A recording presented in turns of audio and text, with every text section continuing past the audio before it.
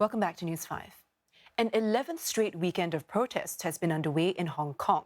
It's being more closely watched than ever after unprecedented violent disruptions at the city's international airport this past week.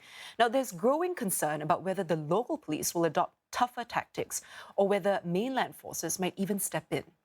Riot police and protesters faced off in Mongkok tonight. In what's becoming a familiar pattern, demonstrators dispersed after an approved march in Hong Kong this afternoon. They blocked roads and surrounded the Mongkok police station before being cleared in just the past hour. Now, earlier, thousands of school teachers braved thunderstorms to show solidarity with student protesters. They gathered in the Central District at Chater Garden before marching to Government House, the official residence of Chief Executive Carrie Lam. Police had given approval for this event. Organisers said 22,000 people took part, while authorities put the number at just over 8,000 at its peak. The teachers are angry because the government is making a lot of mistakes, and including they are treating the next generation badly, no matter in suppressing the protest using excessive forces, and also the whole thing, the extradition bill is a mistake.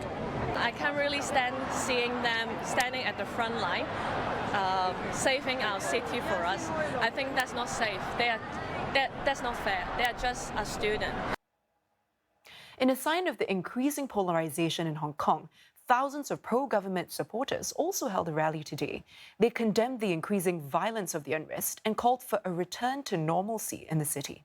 Our correspondent Afifa Arifin was there. Well, I'm here at Tamar Garden. Now, this is an open space that's adjacent to the central government offices and the Legislative Council. And it seemed that the rain did not dampen the mood of thousands who were gathered here. Now, this area, I'm told, is the size of approximately 3 football fields. And earlier, it was packed to the brim. So you could just imagine the numbers that were mobilized here today. Now, their demand is very simple: to end the violence and save Hong Kong. It's a very different scene from the protests that we have been seeing in the last 10 weekends. It's a much older crowd here. Many of them were mobilized by the business associations or chambers or even civil society groups.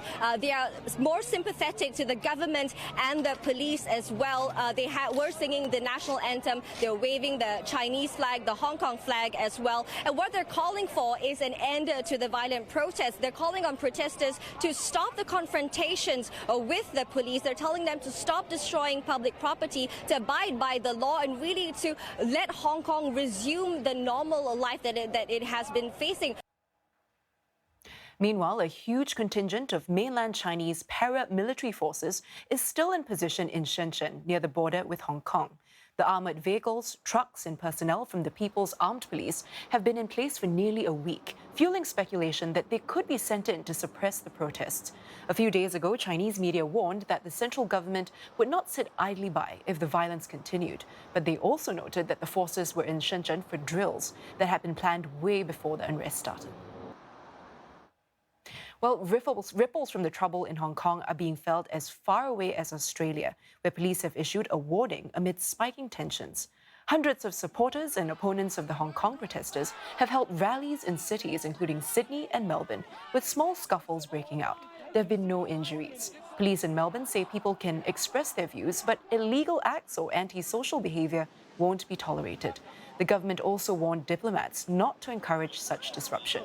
China's consulate in Brisbane had praised the patriotism of pro-Beijing students after a clash at a university.